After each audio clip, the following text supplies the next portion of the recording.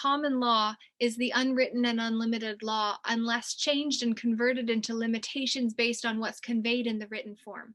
Giving notice is respectful. Giving notice is lawful, and it's also legal.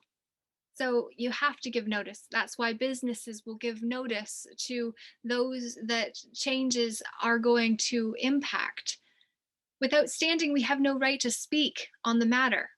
Lawyers have no place in a common law argument because they have no firsthand testimony, and that matters. Except for if we have agreed to take the knee and be knighted by a king or queen that would make the man become the knight and no longer be able to fight as who he originally was, for then he has to take into account the needs of the man that has knighted him and given him the status.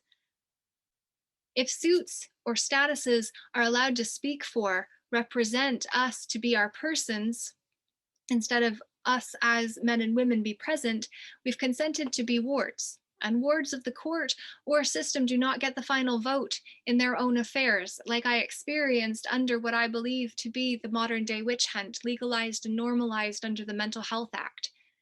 And then, in fact, I say in my book and other times too, at what point does the Mental Health Act become the Health Act? And how are we not yet considering that as a fact?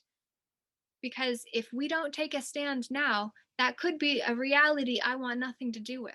And I would not want that reality imposed on you either. For reality, by my definition, is realistic evidence appearing legit in tomorrow's yesterday. For now is all we have. There is a great deal of corruption that if you blindly trust, your trust will be capitalized on, which is why another definition for person is trust.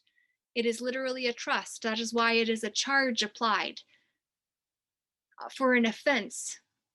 But if a corpse is offended, and they're a dead entity that's being empowered by men and women who are claiming the offense. It is the man or woman that is claiming the offense that is actually causing you harm, loss, or fraud if they are acting on behalf of the corpse claiming offense for a crime that has no victim until they said they were victimized in the name of the corpse they worked for. They're liable, responsible, and accountable for choosing to uphold that fraud and cause loss or harm to me, the woman, such as in the matter I am dealing with via lawful notice until the trial, which they've not yet gained jurisdiction over me to be able to apply their rules. So any man or woman participating in or moving that false claim in a public court against me to defame my name will pay personally in their private capacity, for that is where I have put them all on notice. The terms lawful and legal differ in that lawful contemplates the substance of law, where legal alludes to the form of law. A man or woman must be converted into a status that must conform to the social norms or be deemed a threat to public safety. Statuses are public, men and women can be private or public.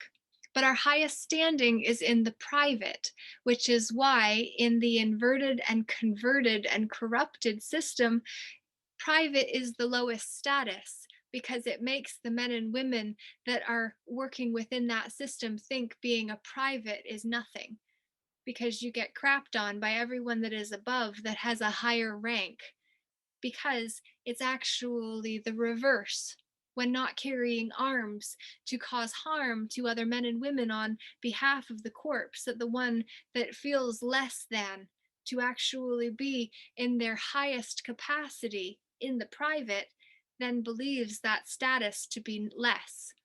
It's a mind game in this whole psyop, which is a psychological operation we've all been subjected to. Yet if we agree to be the subject of it, instead of just subjected to it, it goes from a verb to a noun. And that is where the statuses of the crown come in that put us under the jurisdiction and domain of the one that created the rules and therefore owned the creation that those rules are applied to.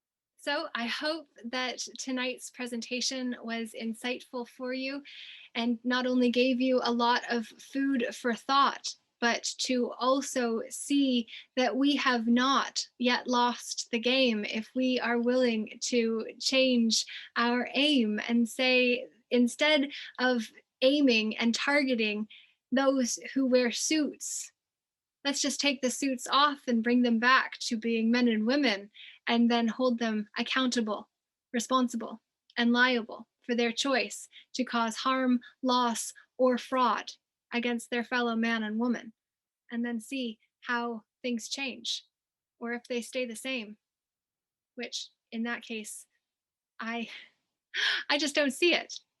I truly, in my heart of hearts, believe that if we take names, make claims, and stand on those claims as men and women, we turn this ship around and the pirates lose control. And that's exactly what I believe we need in order to be made more whole and call back soul fragments where we sold our soul to the devil in order to gain fame and accolades and that which can be stripped away with the identity that was not ours. Because we are enough as we are. We just must reach the point of having had enough. And that's when the game not only changes, the league does too. Peace out. Lord Jai. Namaste. Namago for today.